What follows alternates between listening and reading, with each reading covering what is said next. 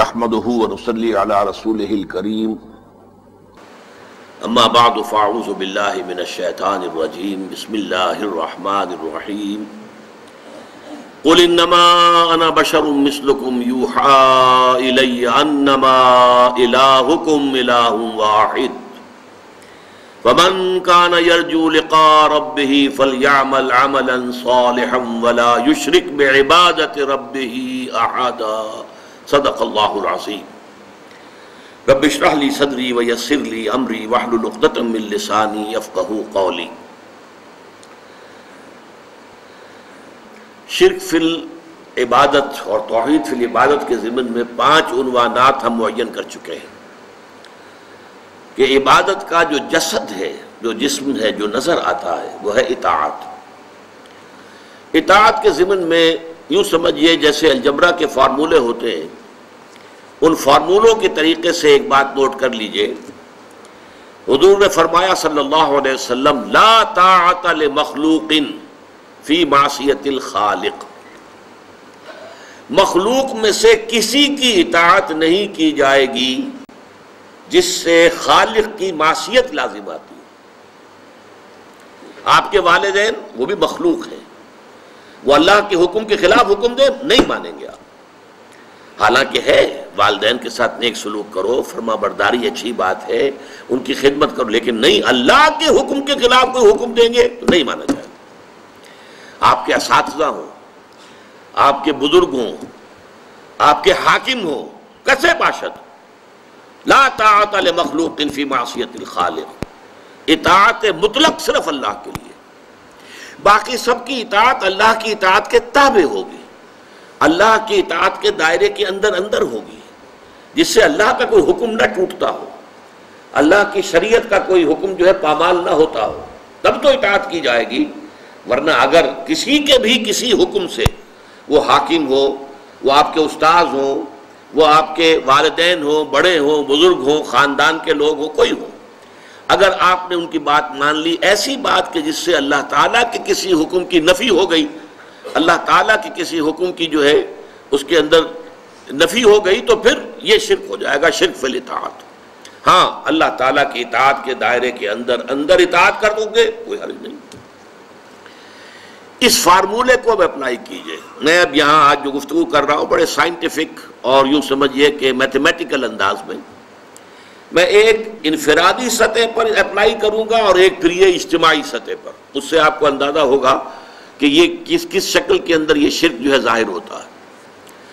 دیکھیے آپ کا نفس آپ کو ایک حکم دیتا ہے، اس کے اندر سے ایک طلب ابھرتی ہے، ایک خواہش ابھرتی ہے، آپ کو معلوم ہے کہ یہ خواہش حرام ہے، اب آپ نے اللہ کے حکم کو پس پش ڈالا اور اپنے نفس کی خواہش پوری کی، یہ مخلوق کی اطاعت ہو گئی اللہ کی معصیت میں، یہ شرک ہے۔ غور کر لیجئے، ایک حکم آپ کے نفس کا ہے، بہت خوبصورت انداز میں کہا ہے مولانا روم نے، نفس ما ہم کم ترس فرعون نیست لیکن ایراعون نیست، میرا نفس جو ہے وہ فرعون سے کم نہیں ہے۔ جیسے فرعون نے کہا تھا یہ ملک مصر جو ہے میرا ہے، میرا حکم چلے گا، میں نہیں جانتا کون اللہ واللہ کون ہے، کون موسیٰ کا رب ہے، میں نہیں جانتا، میں ہوں یہاں کا حاکم، الیس لی ملک مصر وہذہ الانہار تجری من تحتی، کیا مصر کی بادشاہت میرے ہاتھ میں نہیں ہے، اور کیا یہاں کا سارا اریگیشن کا نظام میرے کنٹرول میں نہیں ہے؟ اسی طرح مولانا روم فرماتے ہیں کہ میرا نفس بھی فرعون سے کم نہیں ہے، وہ کہتا ہے یہ وجود میرا ہے، اس پر میری مرضی چلے گی، میں نہیں جانتا کیا حلال اور کیا حرام اور کیا جائز اور کیا ناجائز اور کیا صحیح اور کیا غلط، میری خواہش پوری کرنی ہوگی۔ درمیان قار دریا تختہ بندم کر دئی، باز می گوئی کہ دامن ترمکن ہوشیار باش۔ اللہ تعالیٰ نے انسان کو بہت بڑے امتحان میں ڈالا ہے، بہت بڑے امتحان میں ڈالا ہے۔ وہ امتحان ہے جس کے بارے میں سورہ احزاب کے آخر میں کہا گیا کہ اِنَّا عَرَضْنَا الْأَمَانَةَ عَلَى السَّمَاوَاتِ وَالْأَرْضِ وَالْجِبَالِ فَأَبَيْنَ مِنْهَا وَأَشْفَقْنَ مِنْهَا وَحَمَلَهُ الْإِنسَانُ، انسان نے یہ مقام جو ہے خلافت کا اور اللہ تعالیٰ کی طرف سے ادا کردہ جو یہ اختیار دیا گیا اللہ کی طرف سے ودیعت شدہ، یہ سارا انسان نے سنبھالا ہے، اس لہذا اس کی اب آزمائش بڑی کڑی ہے۔ نفس کے حکم کی پیروی جس سے کہ اللہ کے حکم کی مخالفت ہو جائے، یہ شرک ہے۔ اب دیکھیے میں قرآن سے آپ کو اس کے لیے ثبوت دیتا ہوں۔ اہم مضامین قرآن میں دو جگہ ضرور آتے ہیں۔ سورہ فرقان میں فرمایا آیت نمبر 43، اَرَأَيْتَ مَنِ اتَّخَذَ إِلَٰهَهُ هَوَاهُ أَفَأَنْتَ تَكُونُ عَلَيْهِ وَكِيلًا۔ اے نبی کیا آپ نے اس شخص کو دیکھا جس نے اپنی خواہش نفس کو اپنا معبود بنا لیا ہے، الہ بنا لیا، لا الہ الا اللہ، وہ لفظ جو کلمہ طیبہ میں آیا ہے، لا الہ الا اللہ، اللہ کے سوا کوئی الہ نہیں، وہی اس آیت میں آیا، افرأیت من اتخذ الہہ ہواہ، جس نے اپنی خواہش نفس کو اپنا معبود بنا لیا ہے، افانت تکون علیہ وکیلا، اے نبی کیا آپ ایسے شخص کی ذمہ داری لے سکیں گے؟ پھر سورہ جاسیہ میں فرمایا آیت نمبر 23، افرأیت من اتخذ الہہ ہواہ وَأَضَلَّهُ اللَّهُ عَلَىٰ عِلْمٍ، کیا تم نے غور کیا ہے نبی اس شخص کے حال پر جس نے اپنے خواہش نفس کو اپنا معبود بنا لیا ہے؟ اب دیکھیے کوئی ڈنڈوت نہیں کرتا، نفس کے آگے کیسے کریں گے، نفس کو سجدہ کیسے کریں گے؟ مراسم عبودیت تو کوئی نہیں ہو سکتے نا، یہ تو اطاعت ہے۔ نفس کی جو خواہش ہے بغیر یہ دیکھے ہوئے کہ حلال ہے یا حرام ہے، جائز ہے یا ناجائز ہے، صحیح ہے یا غلط ہے، اس کو پورا کر دینا، اس کا مطلب ہے آپ کا معبود آپ کا نفس ہے۔ اور یہ قرآن مجید کی دو آیات سے میں نے ثابت کر دیا کہ یہ نفس الہ بن جاتا ہے۔ دعویٰ ہمارا ہے لا الہ الا اللہ، لیکن ارأیت من اتخذ الہہ ہواہ، افرأیت من اتخذ الہہ ہواہ، بعین ہی انہی الفاظ میں 2 مرتبہ یہ مضمون آیا۔ یہ ہے در حقیقت نفس کو اپنا معبود بنا لینا۔ اب آئیے اوپر، انسان کی اجتماعی زندگی کا ہائیسٹ لیول جو ہے وہ اسٹیٹ ہوڈ، ریاست، اور ریاست کا اہم ترین مسئلہ حاکمیت۔ توحید فی العبادت کا تقاضا یہ ہے کہ یہاں اللہ کے حکم کے سوا کوئی حکم کسی کا نہ چلے۔ اگر اللہ کے حکم کے ساتھ کوئی اور حکم بھی شامل ہو گیا یہ شرک فی الاطاعت ہو جائے گا۔ ان الحکم الا للہ، اللہ کے سوا کسی اور کو حکومت کا اور حاکمیت کا حق حاصل نہیں ہے۔ وَلَمْ يَكُنْ لَهُ شَرِيكٌ فِي الْمُلْكِ، بادشاہت میں اللہ کا کوئی شریک نہیں ہے۔ یہ سورہ بنی اسرائیل کی آخری آیت ہے۔ وَلَا يُشْرِكُ فِي حُكْمِهِ أَحَدًا، وہ اپنے حکم اور حاکمیت کے اختیار میں کسی کو شریک کرنے کو تیار نہیں ہے۔ لَهُ مُلْكُ السَّمَاوَاتِ وَالْأَرْضِ، 2 مرتبہ سورہ حدید کے اندر آیا ہے۔ الملک القدوس، وہ بادشاہ ہے اور پاک ہے۔ لَهُ الْمُلْكُ وَلَهُ الْحَمْدُ، بادشاہی بھی اسی کے لیے ہے، حمد بھی اسی کے لیے ہے۔ یہ ہے اللہ کی شان۔ اب اس کے خلاف کیا ہے؟ شرک۔ کوئی فرعون بیٹھ جائے، الیس لی ملک مصر، میرے ہاتھ میں ہے حکومت، میں حاکم مطلق ہوں، میرا حکم چلے گا، اس نے خدائی کا دعویٰ کر دیا نا۔ اسی لیے قرآن میں آیا، اس نے کہا انا ربکم الاعلی، میں تو تمہارا رب ہوں بڑا، میرا حکم ماننا پڑے گا۔ کوئی نمرود بیٹھ گیا، حضرت ابراہیم سے جس کا بھی آپ کو معلوم ہے قرآن مجید میں سورہ بقرہ میں مناظرہ بھی ہوا، نمرود نے بھی خدائی کا دعویٰ کیا۔ وہ خدائی کیا ہے؟ یہی کہ ہمارا اختیار مطلق ہے، ہم جو چاہیں کریں۔ چنانچہ آپ نے سنا ہوگا یورپ کی ہسٹری میں the divine rights of kings, بادشاہوں کے جو حقوق اور اختیارات ہیں وہ خدائی اختیارات ہوتے ہیں۔ Divine rights of kings, kings کے اختیارات کو جو ہے، بادشاہوں کے اختیارات کو کوئی چیلنج نہیں کر سکتا، وہ تو اس سے باوراء ہیں، بلند ہیں کہ ان کے اختیارات کو چیلنج کیا جا سکے۔ ڈیوائن رائٹس، یہ ڈیوائن رائٹس آف کنگز۔ اب آج اس شرک نے کیا شکل بدلی ہے؟ آج کوئی فرعون نہیں ہے، آج کوئی نمرود نہیں ہے، لیکن جمہوریت جو اس دور کی نیلم پری ہے، پوری دنیا کی محبوبہ، معلوم ہوتا ہے کہ اس سے زیادہ بہتر تو کوئی نظام ہے ہی نہیں۔ اس کا اصل اصول کیا ہے؟ ساورنٹی آف دی پیپل، حاکمیت انسانوں کے ہاتھ میں۔ یہ اس دور کا سب سے بڑا شرک۔ ان الحکم الا للہ، یہ توحید، اور ہم حاکم خود ہیں، بدترین شرک۔ آج کتنے موحدین ہیں کہ جو اس شرک کو جانتے ہو؟ خدا کے سوا کسی اور کی حاکمیت ماننا، ان الحکم الا للہ کی نفی. یہی وجہ ہے ان کا قول کیا ہے. ہماری پارلیمنٹ ہے، وہ فیصلہ کر سکتی ہے ہومو سیکشول میرجز ہم لائسنس کر دیں گے، ہم اجازت دے دیں گے، ہمارا اختیار ہے. ہمیں یہ نہیں پوچھنا کہ خدا کیا کہتا ہے، نہ عیسائیت سے پوچھنا، نہ یہودیت سے، نہ اسلام سے، کسی سے نہیں. ہم بیٹھے ہیں نا ساورن، وی آر ساورن، ہمارے پاس اختیار ہے. ہمیں منتخب کر لیا ہے تمام عوام نے. عوام کی حاکمیت اب ہماری حاکمیت کی شکل میں آ گئی ہے. عوام نے اپنی حاکمیت ہمیں ڈیلیگیٹ کر دی ہے، ہمیں منتخب کر کے وہ ڈیلیگیٹ ہمیں کر دی ہے. ہم حاکم ہیں، جو چاہے فیصلہ کریں. چنانچہ آج آپ کو معلوم ہے جدید ترین ممالک کے اندر گے میرجز، ہومو سیکشول میرجز، دو عورتوں کے درمیان شادی، دو مردوں کے درمیان شادی ہو رہی، جو چاہے کریں. شراب کو چاہیں تو حرام کر دیں، شراب کو چاہیں تو حلال کر دیں. امریکہ میں پروہیبیشن ایکٹ جو ہے 1930s کے اندر نافذ کیا گیا. بہت سے جو ہے فیکٹس اینڈ فگرز آ گئے، اتنے جو ہے حادثے ہو جاتے ہیں شراب کے نشے کی وجہ سے. اور راز جو ہیں بڑی بڑی پارٹیاں ہو رہی ہیں شراب کے نشے میں دھت ہو کر. کسی سفیر نے کوئی بات اگل دی، کسی وزیر نے کوئی راز جو ہے وہ فاش کر دیا. تو یہ تو بڑے بڑے غلط کام ہو جاتے ہیں شراب سے. شراب کو بند کرو. وہ شراب کا پروہیبیشن ایکٹ پاس ہو گیا، لیکن اس کے بعد وہ چھٹتی نہیں ہے. منہ سے یہ ظالم لگی ہوئی عادت پکی تھی. انہی لوگوں نے دوبارہ کہہ دیا نہیں جائز ہے جی، کھولو اس کو حرام نہیں ہم کر سکتے. نہیں، اختیار بند کرنے کا بھی ہمارا ہے، کھولنے کا بھی ہمارا ہے.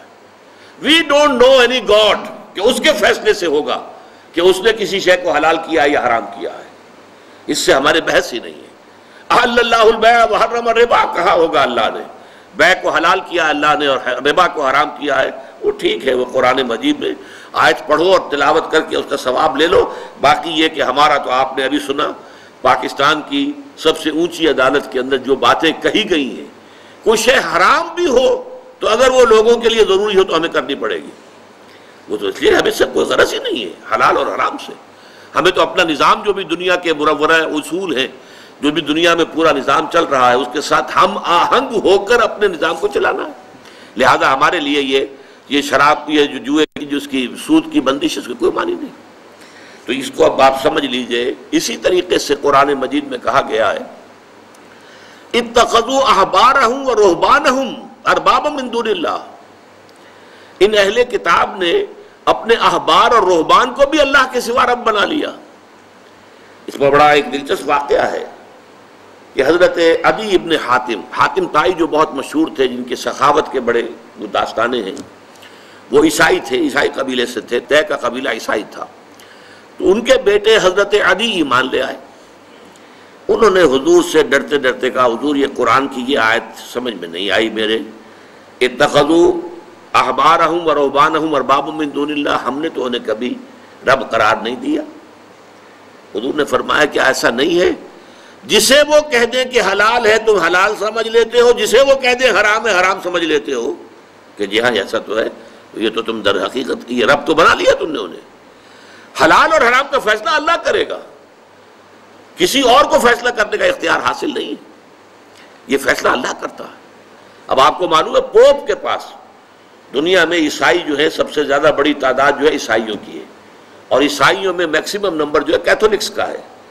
اور کیتھولک عیسائیوں کے نزدیک پوپ جو ہے معصوم ہوتا ہے، انوسنٹ، پوپ سے خطا نہیں ہو سکتی. جیسے کہ آپ کو معلوم ہے کہ اسماعیلیوں کا امام جو ہوتا ہے، اب اس وقت جو کریم ہے، کریم آغا خان، وہ امام ہے ان کا، وہ معصوم ہوتا ہے، اس سے خطا ہو ہی نہیں سکتی. جیسے نبی معصوم ہوتے تھے ایسے پوپ بھی معصوم ہے، اور جو ان کا امام ہے جو اسماعیلیوں کا وہ بھی معصوم ہے. لہذا پوپ جو حکم دے گا بس وہی شریعت کا حکم ہے. یہاں گویا کہ پوپ کو خدا بنا لیا گیا. جہاں اصول ہے، جیسا کہ میں نے کہا کہ آپ الجبر کا فارمولہ لا طاعت لمخلوق فی معصیت الخالق، مخلوق میں سے کسی کی اطاعت نہیں کی جائے گی جس میں کہ خالق کی معصیت لازم آ رہی ہے. جہاں خالق کی معصیت لازم نہیں آ رہی، مانو والدین کا کہنا مانو، اساتذہ کا مانو، بڑوں کا مانو، حاکموں کا مانو، سب کا مانو. آپ کا کوئی شیخ قبیلہ ہے اس کا کہنا مانو، بڑے بھائی کا مانو، لیکن اللہ کے حکم کے دائرے کے اندر. کہیں بھی اگر اس سے سرے منہ جو ہے تجاوز ہو گیا تو پھر آپ کے دو معبود ہو گئے کہ کچھ چیزوں میں آپ نے اللہ کو مطاع مطلق مانا ہے اور کسی معاملے میں آپ نے کسی اور کو مطاع مطلق مان لیا ہے. یہ شرک فی الاطاعت ہے جو گویا کہ شرک فی العبادت کا جز ہے. اب آئیے دوسری چیز، عبادت کا جوہر، عبادت کی جان، عبادت کی روح محبت. توحید فی المحبت کیا ہے؟ اللہ سے محبت تمام محبتوں سے بالاتر ہو جائے. کوئی محبت اللہ کی محبت سے اوپر تو نہیں، برابر بھی نہ ہو. برابر ہونا شرک ہے، اوپر ہونا تو سمجھیے کہ اور پتہ نہیں شرک کے علاوہ بھی کوئی اصطلاح ہمیں ایجاد کرنی پڑ جائے گی.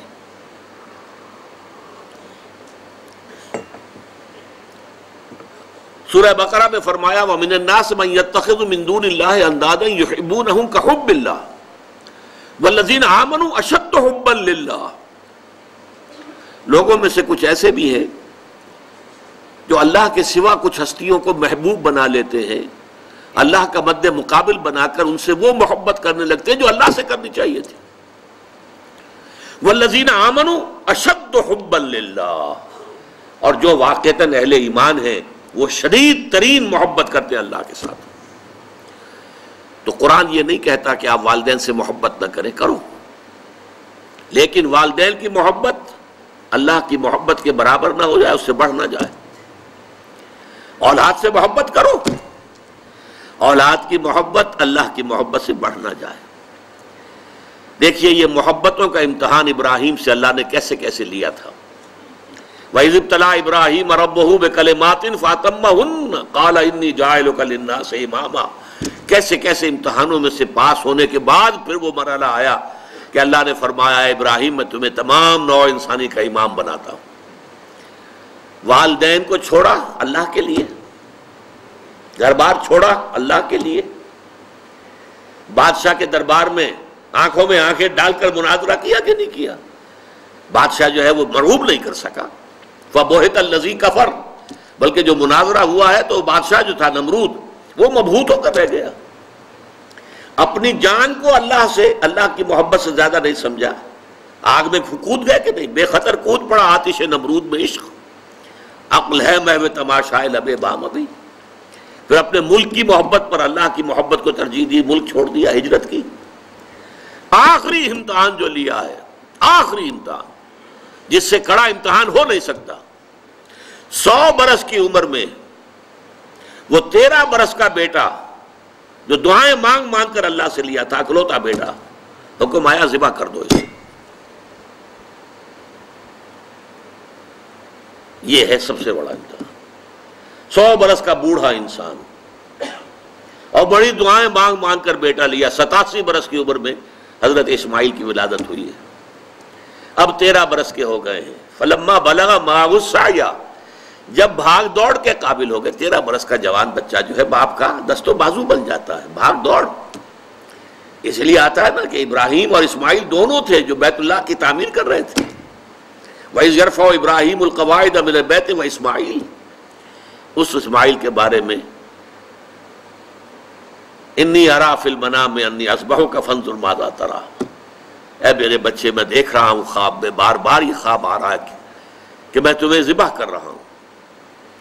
اور اس کے لیے چھری پھیر دی. یہ تو اللہ تعالیٰ نے جو ہے قد صدقت الرؤیا انا کذالک نجزی المحسنین، اللہ تعالیٰ نے کہا بس بس امتحان ہمیں لینا تھا، وہ امتحان پورا ہو گیا. یہ ہے محبت، توحید فی المحبت. اللہ کی محبت تمام محبتوں سے غالب.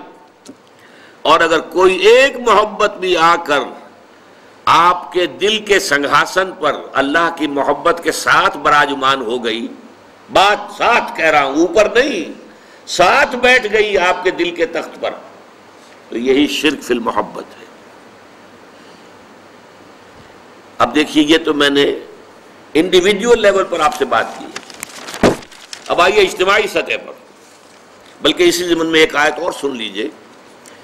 اللہ کی محبت کے ساتھ جڑی ہوئی محبت ہے اللہ کے رسول کی محبت، اور پھر تیسری محبت ہے اللہ کی راہ میں جہاد کی محبت.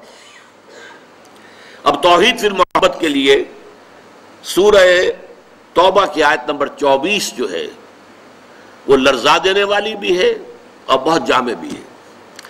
قل ان کان آباؤکم وابناؤکم واخوانکم وازواجکم وعشیرتکم واموال اقترفتموها وتجارۃ تخشون کسادها ومساکن ترضونها احب الیکم من اللہ ورسولہ وجہاد فی سبیلہ فتربصوا حتی یاتی اللہ بامرہ واللہ لا یہدی القوم الفاسقین.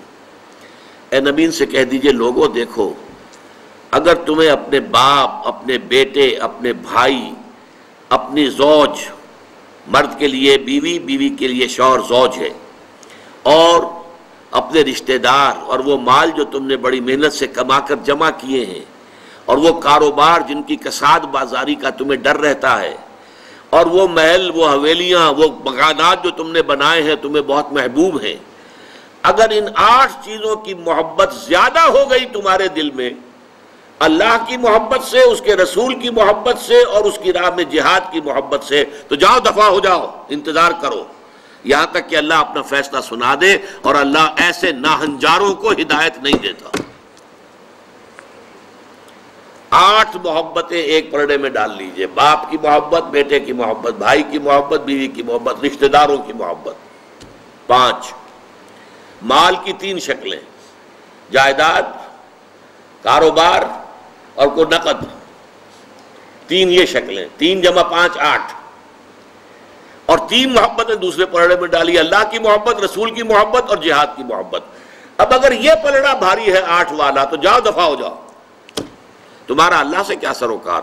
اللہ ایسے ناہنجاروں کو ہدایت نہیں دیتا.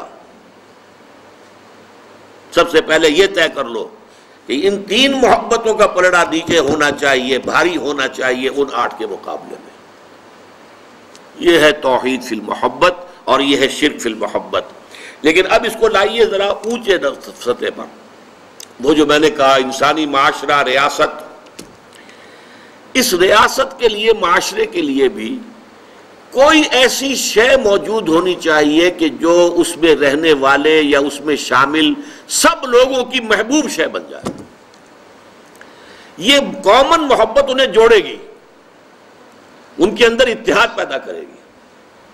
مثلا وطن کی محبت، وطن کی جے جے ہند، وطن کی عظمت کے گن گاؤ. قوم کی محبت، وطن پرستی، قوم پرستی، کوئی نظریہ پرستی. یہ بہت سی پرستشیں ہیں جن سے کہ لوگ پھر جڑے رہتے ہیں. نسل پرستی، لسان پرستی، زبان پرستی. یا آج کل جو آپ کو کہتے ہیں کہ یہ لسانی عصبیتیں اور یہ نسلی عصبیتیں، یہ بلوچ نیشنلزم، یہ پختون نیشنلزم، یہ سرائکی نیشنلزم، یہ ایک اردو والا نیشنلزم، 5ویں قومیت نکلی تھی ہمارے ہاں. یہ سب کچھ کیا ہے؟ یہ جمعیت کے لیے، لوگوں کو جوڑنے کے لیے، شیرازہ بندی کے لیے، انہیں متحد رکھنے کے لیے کوئی نہ کوئی شے محبوب ہو جانی چاہیے.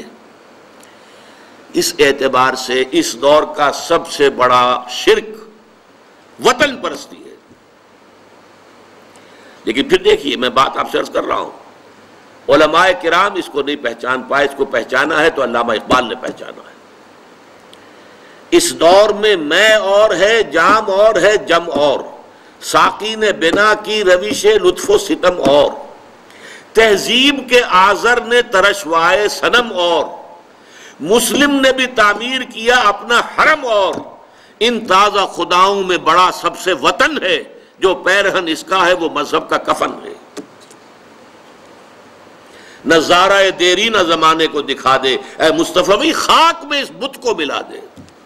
یہ وطن پرستی شرک، اس دور کا سب سے بڑا شرک. نیشنلزم جو ہے وہ لوگوں کو جمع کرنے والی شے ہے. ہماری قوم، ریشیل نیشنلزم بھی ہوتا ہے، نسلی قومیت. اور آج کل نیشنلزم جو ہے وہ علاقائی ہوتا ہے، ٹیریٹوریل نیشنلزم. ایک ملک میں رہنے والے جو ہے وہ سب ایک قوم ہے اور اپنے ملک سے محبت سب سے اوپر کر دیں.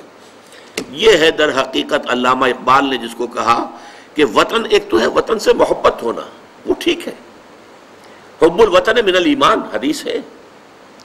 گفتار نبوت میں وطن اور ہی کچھ ہے، اور گفتار سیاست میں وطن اور ہی کچھ ہے۔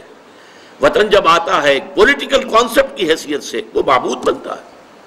اس معبود کی ایک نماز ہے، آپ کھڑے ہو جاتے ہیں، ترانہ پڑھا جا رہا ہے اور آپ کھڑے ہیں، جھکے ہوئے، سر جھکا کر کھڑے ہیں۔ یہ قنوت جو ہے یہ کس کے لیے ہو رہا ہے؟ وطن کے دیوتا کے لیے ہو رہا ہے۔ وطن کے دیوتا کا ایک اور ہے سلامی، جھنڈے کو سلامی دی جا رہی ہے۔ جھنڈا وہ علامت ہے آپ کے وطن کی۔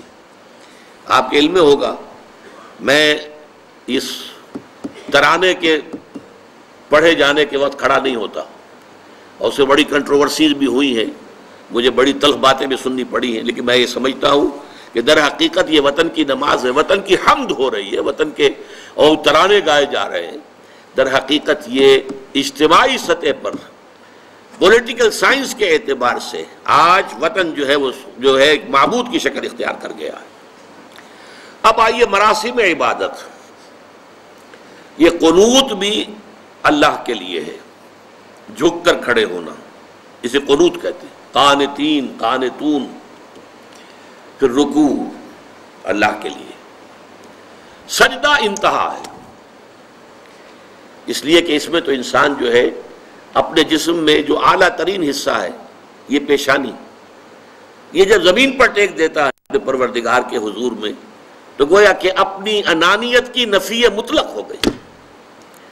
ہمارے اور رب کے درمیان حائل جو ہے ہماری انا، میں، میری مرضی، میری پسند، میری خواہش، میرا فکر، میرا خیال، میری رائے، یہ میں ہے سب سے بڑی کہ جو پیدا کرتی ہے رکاوٹ۔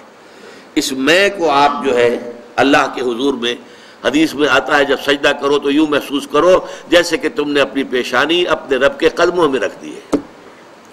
یہ کیفیت سجدہ جو ہے یہ اس کا عروج ہے۔ اس لیے حضور نے فرمایا اقرب ما یکون العبد الی اللہ فی السجود، بندہ قریب ترین جو ہوتا ہے اپنے رب سے وہ سجدے کی حالت میں ہوتا ہے۔ اس کی نفسانیت اور اس کی انانیت کی نفی مطلق ہو گئی، اب درمیان میں کوئی شے حائل نہیں ہے، تو قریب ترین ہو گیا۔ یہ سجدہ جو ہے یہ سابقہ شریعتوں میں سجدہ تعظیمی کی حیثیت سے جائز تھا۔ حضرت یوسف علیہ السلام کو ان کے والدین نے اور 11 بھائیوں نے سجدہ کیا، قرآن مجید سے ثابت ہے، اور سجدہ تعظیمی کہلاتا تھا یہ۔ لیکن شریعت محمدی میں آ کر توحید کی جو تکمیل ہوئی ہے اس کا ایک مظہر یہ ہے کہ سجدہ کسی کے لیے نہیں ہے سوائے اللہ کے۔ مغل دربار میں سجدہ تعظیمی رائج تھا، بادشاہوں کی شان، وہ تو بادشاہت میں جو کچھ ہوتا ہے سب مغلوں کے ہاں تھا۔ سجدہ تعظیمی اور فتوے دے رکھے تھے علماء نے کہ جائز ہے۔ شیخ احمد سرہندی کھڑے ہو گئے کہ نہیں حرام ہے، ان کی پیشی ہو گئی، عدالت بادشاہ کے دربار میں حاضری ہو رہی ہے، لوگوں نے کہہ دیا کہ وہ جھکے گا نہیں، لہذا ایسا کرو کہ ایک دیوار سی بناؤ، اس میں کھڑکی بناؤ، تو بادشاہ کی طرف جاتے ہوئے اسے اس کھڑکی میں سے گزرنا پڑے گا تو سر جھکا کے گزرے گا۔ حضرت مجدد الفسانی جب وہاں سے گزرے تو پہلے اپنی ٹانگیں نکالی پھر سر نکالا۔ گردن نہ جھکی جس کی جہانگیر کے آگے، جس کے نفس گرم سے ہے گرمی حرار۔ حاضر ہوا میں شیخ مجدد کی لحد پر، وہ خاک کے ہے زیر فلک مطلع انوار، وہ ہند میں سرمایہ ملت کا نگہباں، اللہ نے بر وقت کیا جس کو خبردار۔ گردن نہ جھکی جس کی جہانگیر کے آگے، جس کے نفس گرم سے ہے گرمی حرار۔ یہ ایک بہت بڑا مجاہدہ تھا جو حضرت مجدد الفسانی رحمۃ اللہ علیہ نے کیا، اور جہانگیر گویا کہ ایک طرح سے اس کی توہین ہو گئی، پھر جیل میں ڈال دیے گئے، جیل ہی برداشت کی۔ سجدہ اللہ کے سوا کسی کو نہیں، بلکہ رکوع بھی نہیں ہے۔ اور اب تو یہ کہ جھکنے سے بھی ہمیں روک دیا گیا ہے، اگرچہ ایک تھوڑا سا تو ہوتا ہے، کوئی آپ کے بزرگ آئے ہیں تو ان سے ملتے ہوئے خود بخود انوالنٹریلی، آپ کا ارادہ نہیں ہوتا تب بھی کچھ تھوڑا سا انسان جھکتا ہے، بس اس کو معاف کیا جا سکتا ہے۔ باقی یہ کہ انسانوں کے لیے کسی کے لیے اب کجا یہ کہ جو قبروں کو سجدے کیے جا رہے ہو، تو یہ تو اب کہاں سے کہاں بات پہنچ گئی۔ میں تو چاہ رہا ہوں کہ پازیٹیولی آپ کو یہ فارمولے جو ہے وہ بتا دوں، اس کے بعد اس کی اپلیکیشن خود کیجئے۔ میں کسی خاص مسلک کی بات جو ہے اور ان کی باتوں کو ٹارگٹ بنانا نہیں چاہتا، پازیٹیولی بات سامنے سمجھ میں آ جائے۔ توحید فی الاطاعت یہ ہے، شرک فی الاطاعت یہ ہے، چاہے وہ نفس پرستی کی اطاعت ہو اور چاہے وہ عوامی حاکمیت کے تصور کی اطاعت ہو، وہ بھی شرک ہے، یہ بھی شرک ہے۔ توحید فی المحبت یہ ہے اور شرک فی المحبت یہ ہے، محبت کسی کی بھی ہو، اگر وہ اللہ کی محبت کے برابر ہو گئی یا اس سے اوپر ہو گئی، یہ شرک ہو جائے گا۔ ہاں محبتیں ہوں، تابع ہوں، نیچے رہیں۔ سجدہ، مراسم عبودیت اللہ کے سوا کسی کے لیے نہیں۔ اب آئیے دعا۔ الدعاء مخ العبادہ، الدعاء هو العبادہ۔ دعا جو ہے وہ عبادت کا جوہر ہے، عبادت کی روح ہے، بلکہ یہ کہ اصل عبادت جو ہے وہ دعا ہی ہے۔ لہذا توحید فی الدعا کیا ہے؟ لا تدعو مع اللہ احدا، اللہ کے ساتھ کسی اور کو مت پکارو۔ یہ سورہ جن کی آیت ہے۔ یعنی یہ ہے کہ ایک تو یہ کہ آپ اللہ کو پکار ہی نہیں رہے، پکار ہی رہے اپنے دیویوں کو، دیوتاؤں کو، اپنے لات کو، عزا کو، منات کو، حبل کو، وہ تو اور دور کی بات ہو گئی۔ ایک ہے شرک فی الدعا، اللہ کو بھی پکار رہے ہیں اور کسی اور کو بھی پکار رہے ہیں۔ اب وہ کوئی اولیاء اللہ بھی ہو سکتے ہیں، کوئی ملائکہ ہو سکتے ہیں، کوئی انبیاء کی ارواح ہو سکتی ہیں، کسی کو پکارنا کسی کا بھی ہوگا۔ دعا لا تدعو مع اللہ احدا۔ اور یہ در حقیقت ہم جب ہر رکعت جو ہے نماز کی ایاک نعبد و ایاک نستعین، پروردگار ہم صرف تیری ہی بندگی کرتے ہیں اور کرتے رہیں گے، اور صرف تجھ ہی سے مدد مانگتے ہیں اور مانگتے رہیں گے، یہ ہمارا قول و قرار ہے، یہ ہمارا عہد ہے اللہ کے ساتھ۔ اس کے خلاف نہ ہو، کسی کو پکارنے کی اجازت نہیں ہے۔ یہاں ایک باریک نکتہ سمجھ لیجئے، ایک ہے کسی کو پکارنا، کسی سے مدد چاہنا، کسی سے کسی کام کے اندر جو ہے کوئی امداد کی خواہش کرنا، جو کہ ہو دنیاوی جو معمولات ہیں، جو عام ہمارے قواعد ہیں، ظاہری مادی اسباب و وسائل کے درجے میں، وہ شرک نہیں ہے۔ میں کسی سے کہتا ہوں مجھے ذرا پانی پلا دو، یہ بھی ایک دعا ہے، استمداد ہے، مدد آپ نے مانگی ہے، اس سے اپنی ایک ضرورت پوری کرنے کے لیے کہا ہے۔ لیکن کیا ہے یہ کہ گھڑا ہے، وہاں رکھا ہوا ہے، وہاں پانی ہے، اس میں سے پانی لائے گا وہ دے دو۔ جو ظاہری قوانین طبیعہ جو ہیں، ان کے دائرے کے اندر کوئی دعا، کوئی استمداد، کوئی استعانت، کوئی استغاثہ، اس میں کوئی حرج نہیں۔ غیبی اعتبار سے کسی کے ساتھ بھی کوئی دعا کی جائے گی اللہ کے سوا، وہ شرک ہے۔ وہ استدعا ہو، استغاثہ ہو، استعانت ہو، استمداد ہو، استنصار ہو، کچھ بھی ہو، غیبی طور پر دنیا کے معروف طریقوں میں اور جو ہمارے طبعی قوانین ہیں ان کے دائروں کے اندر مدد مانگنا، اس میں قطعاً کوئی شرک نہیں، یہ توحید ہے۔ البتہ اس میں بھی ایک باریک نکتہ ہے۔ ایک بزرگ تھے جو فوت ہو گئے، انہوں نے یہ بات مجھے جس طرح سمجھائی تھی، وہ آج بھی میں ان کا مشکور ہوں، کہ دنیا میں عام قاعدے قانون کے تحت بھی کسی سے کچھ کہنا کہ بھائی میرا یہ کام آپ کر دیجئے، آپ کر سکتے ہیں، ایک دفعہ کہنا جائز ہے، دوسری مرتبہ یاد دلا دینا کہ شاید بھول گئے، وہ بھی جائز ہے، تیسری مرتبہ کہنا شرک ہو جائے گا۔ اور اس میں الہا و زاری کرنا اور خوشامدیں کرنا اور گڑ گڑانا، یہ تو شرک ہے۔ تم نے یہ سمجھا ہے کہ تمہارا کام یہی کر سکتا ہے، کام کرنے والا تو اللہ ہے۔ لا فاعل فی الحقیقت ولا مؤثر الا اللہ، حضور نے فرمایا کہ اگر تمہیں جوتا باندھنے کا تسبہ درکار ہو تب بھی اللہ سے مانگو، کسی کے سامنے سوال کا جو ہاتھ جو ہے وہ دراز نہ کرو۔ اللہ نے تمہیں ایک عزت نفس دی ہے، اس عزت نفس کو دہلا نہ بناؤ، کسی کے سامنے جو ہے اپنا ہاتھ پھیلا دینا، اپنی عزت نفس جو ہے اس کو ختم کر دینا ہے، مت مانگو کسی سے کچھ۔ لیکن یہ کہ ٹھیک ہے دنیا میں کام چلتا ہے۔ حضور کا شکی شان تو یہ تھی کہ اگر آپ سواری پر ہوتے تھے اور آپ کی چھڑی گر گئی تو سواری کو بٹھا کے اس سے اتر کر چھڑی خود اٹھاتے تھے، آپ کسی اپنے ساتھی سے یہ نہیں کہتے تھے کہ میری چھڑی پکڑا دو مجھے۔ آپ کی تو غیرت کا عالم جو ہے وہ بہت بلند تھا، بہت بلند تھا، بہت بلند تھا۔ لیکن دنیاوی عام طریقے سے یہ کہ ٹھیک ہے بھئی آپ ایک کام ہے آپ کر سکتے ہیں، یہ کر دیجئے، اس نے کہہ دیا ٹھیک ہے میں کروں گا، پھر بھول گیا یا کچھ اور ہوا دوسری مرتبہ یاد دہانی کرا دی. تیسری مرتبہ جو ہے انہوں نے کہا کہ پھر اس میں شرک کی بو آنے لگتی ہے کہ معلوم ہوتا ہے کہ آپ نے سمجھا ہے کہ اسی کو اختیار حاصل ہے, یہی مقتدر ہے, اسی کو آپ کا کام کرنے کا جو ہے وہ پوری قوت اور قدرت حاصل ہے, اور یہ چیز جو ہے یہ شرک کی بو اس میں سے آنی شروع ہو جاتی ہے. لیکن یہ ہے معاملہ سارا جو اسباب عادیہ کے تحت, اس سے ماورا آپ کسی کو نہیں پکار سکتے. میں معذرت کے ساتھ عرض کروں گا اگر کسی کے جذبات کو ٹھیس پہنچے, آپ شیخ عبد القادر جیلانی رحمۃ اللہ علیہ کو نہیں پکار سکتے, محمد رسول اللہ کو نہیں پکار سکتے. اور واقعہ یہ ہے کہ محمد رسول اللہ کو تو پکارا بھی نہیں جاتا, پکارتے لوگ ہیں زیادہ حضرت علی کو, یا علی مدد. شرک. دیکھیے سب سے بات نکتے کی بتا دوں آپ کو, فرشتے کو تو ہم مانتے ہیں نا. حضرت شیخ عبد القادر جیلانی رحمۃ اللہ علیہ کی روح ہے یا نہیں ہے, سنتی ہے نہیں ہے, حاضر ہے کہ نہیں ہے, ناظر ہے کہ نہیں ہے, 100 اختلاف ہو جائیں گے.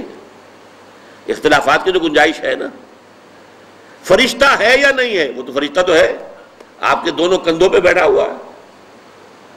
کرامن کاتبین ہے کہ نہیں ہے, یرسل علیکم حفظہ, آپ کے جو باڈی گارڈ اللہ فرشتہ نہیں بھیجتا.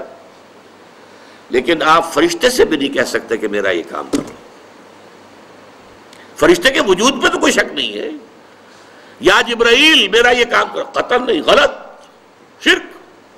لا تدعو مع اللہ احدا, اللہ کے سوا پکارنا کسی کو نہیں ہے, دعا کسی سے نہیں ہے, استغاثہ کسی کا نہیں ہے, استعانت کسی سے نہیں ہے, استمداد کسی سے نہیں ہے, استنصار کسی سے نہیں ہے سوائے اللہ کے. یہ ہے شرک فی العبادت کی چوتھی بحث. پانچویں, عبادت کی اللہ کے ہاں قبولیت کی شرط لازم ہے اخلاص. اخلاص نہیں ہے تو عبادت قبول نہیں. اخلاص کی ضد کیا ہے؟ ریا. ریا کہتے ہیں دکھاوا, دکھانے کے لیے کام کرنا. سمعہ, سنانے کے لیے, لوگوں کو سنانے کے لیے کہ یہ کام میں نے کیا ہے تاکہ لوگ سن لیں, اور لوگوں کو معلوم ہو جائے کہ ہم یہ تو بہت ہی اللہ تعالیٰ کے جو ہے بڑے پہنچے ہوئے آدمی ہیں. اس کے ضمن میں اب آپ ایک پہلے حدیث سن لیجئے, مسند احمد ابن حنبل کی ہے اور مشکات کے حوالے سے. باب الریا والسمعہ, مشکات کا جو ہے اس میں یہ حدیث موجود ہے. حضور فرماتے من صلی یرائی فقد اشرک ومن صام یرائی فقد اشرک ومن تصدق یرائی فقد اشرک. جو نماز پڑھتا ہے دکھاوے کے لیے وہ شرک کر چکا. یہ کر چکا کا ترجمہ کیوں کر رہا ہوں؟ اس لیے کہ فعل مضارع ہو تو اس میں اندیشہ ہوتا ہے کہ کام ہو رہا ہے نہیں ہو رہا ہے, پورا ہوتا ہے نہیں ہوتا ہے. کر چکا, کوئی شک ہی نہیں, وہ اس شرک کا ارتکاب کر چکا. یہ جو انگریزی میں present perfect tense, I have done it, he has done it, یہ وہ ہے. قد اشرکا, وہ شرک کر چکا, شرک میں ملوث ہو چکا. جس نے دکھاوے کے لیے نماز پڑھی, جس نے دکھاوے کے لیے روزہ رکھا, اس نے شرک کیا, وہ شرک کر چکا. جس نے دکھاوے کے لیے صدقہ کیا, وہ شرک کر چکا. یہ ہے, نوٹ کیجئے, یہ جب تک کہ یہ اخلاص فی العبادت نہیں ہے, صرف اللہ کے لیے, کسی کو دکھانا نہ ہو. میں نے بالکل شروع میں آپ کو ایک حدیث سنائی تھی کہ حضور نے فرمایا اگر تم نماز پڑھ رہے ہو اور جب تم یہ محسوس کرو کہ کوئی تمہیں دیکھ رہا ہے تو سجدہ طویل کر دو, تو یہ شرک خفی ہے. آپ نماز پڑھ رہے تھے اپنے مگر, فرض کیجئے آپ کا سجدہ جو ہے 10 سیکنڈ کا تھا, لیکن آپ کو محسوس ہوا کوئی آپ کو دیکھ رہا ہے, someone is watching you. اب آپ نے جو ہے وہ سجدہ 15 سیکنڈ کا کر دیا. اس ایک سجدے کے 2 مسجود ہو گئے. 10 سیکنڈ کا سجدہ تو آپ نے اللہ کے لیے کیا, یہ باقی 5 سیکنڈ کا سجدہ کس کے لیے کیا؟ جس کو آپ دکھا رہے ہیں, وہ آپ کا مسجود ہے. یہ شرک, شرک خفی.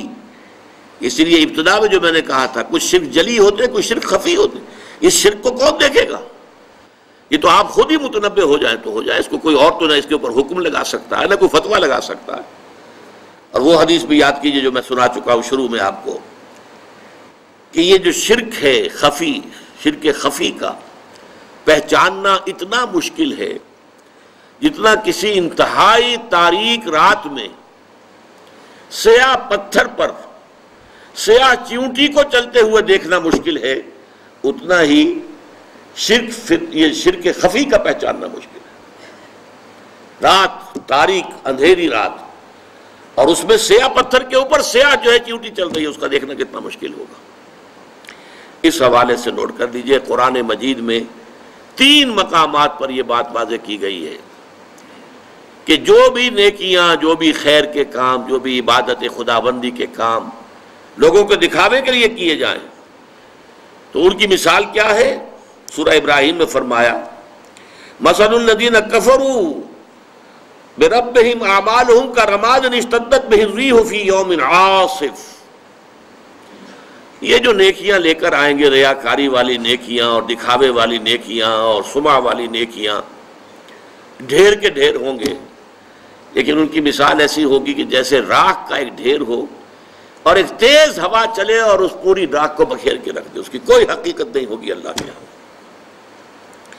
سورہ نور میں فرمایا والذین کفروا اعمالہم کسراب بقیعۃ یحسبہ الظمآن ماء۔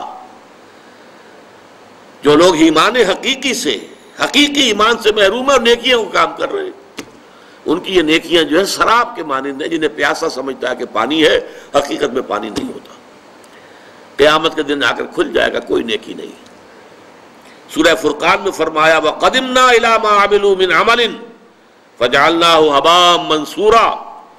وہ جو بڑے بڑے اعمال لے کر آئیں گے، ہم آئیں گے اور ٹھوکر لگائیں گے اور اس کو ہوا میں تحلیل کر دیں گے، اس لیے کہ ان اعمال کے پیچھے اخلاص نہیں ہوگا۔ اگر خلوص نہیں ہے تو کوئی عبادت اللہ کے یہاں قبول نہیں۔ یہ میں نے 5 عنوانات کے تحت شرک فی العبادت اور توحید فی العبادت کے لیے کچھ فارمولے آپ کو ایک گوش گزار کر دیے ہیں، ان کو استعمال کیجئے، ان کے حوالے سے بات سمجھیے اور پھر اس کو اختیار کیجئے، اللہ تعالیٰ اس کی ہمت دے، توفیق دے۔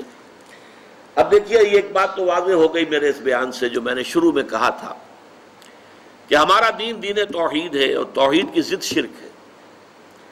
ہمارے دین میں خیر، نیکی، بھلائی نظریے کی ہو، عقیدے کی ہو، خیال کی ہو یا عمل کی ہو، اخلاق کی ہو، یہ سب توحید ہی کی شاخیں ہیں۔ شجرہ طیبہ توحید کا اسی کے برگ و بار ہے۔ کوئی نیکی، کوئی خیر، کوئی بھلائی، خیال کی، عقیدے کی، نظریے کی، عمل کی، اخلاق کی، یہ سب توحید ہے۔ اور شر اور برائی اور گمراہی وہ عمل کی ہو، عقیدے کی ہو، خیالات کی ہو، نظریات کی ہو، وہ سب کی سب شرک ہی کی شاخیں ہیں۔ لیکن اب ایک سوال پیدا ہوتا ہے، اس کا جواب دے کے اپنی گفتگو ختم کروں گا۔ میری گفتگو سے تو معلوم ہوا کہ ہر گناہ شرک ہے۔ پھر یہ جو سورہ نساء میں 2 مرتبہ فرمایا کہ ان اللہ لا یغفر ان یشرک بہ ویغفر ما دون ذلک لمن یشاء، اللہ تعالیٰ اس کو تو نہیں بخشے گا کہ اس کے ساتھ شرک کیا جائے، اس سے کمتر گناہ جو بھی ہوگا جس کے لیے چاہے گا بخش دے گا۔ تو پھر وہ کمتر گناہ کون سے؟ سوال حقیقی ہے یا نہیں؟ آپ لوگوں کا ذہن ادھر گیا یا نہیں گیا؟ جانا چاہیے تھا۔ جواب کیا ہے؟ یہ کام اگر غیر شعوری طور پر ہو رہا ہو، تعمد نہ ہو، ارادے کے ساتھ نہ ہو، نظریے کے تحت نہ ہو، اس کو حق سمجھتے ہوئے نہ ہو، تو وہ گناہ رہے گا اور اس سے توبہ کرنے سے اللہ تعالیٰ اس کو معاف فرما دے گا۔ اور یہ بھی ہو سکتا ہے کہ بغیر توبہ کے بھی معاف کر دے۔ لیکن اگر یہ مستقل ہو، نظریے سے متعلق ہو، جان بوجھ کر کیا گیا ہو، عمدن کیا گیا ہو، تو پھر یہ شرک ہے۔ اس فرق کو ذہن میں رکھیں گے تو پھر وہ آیت سمجھ میں آئے گی ان اللہ لا یغفر ان یشرک بہ ویغفر ما دون ذلک لمن یشاء۔ آخر میں اللہ تعالیٰ سے دعا کرتا ہوں، اللہ تعالیٰ ہمیں ہر نوع اور ہر شکل اور ہر صورت کے شرک سے محفوظ رکھے۔ اقول قولی ھذا واستغفر اللہ لی ولکم ولسائر المسلمین والمسلمات۔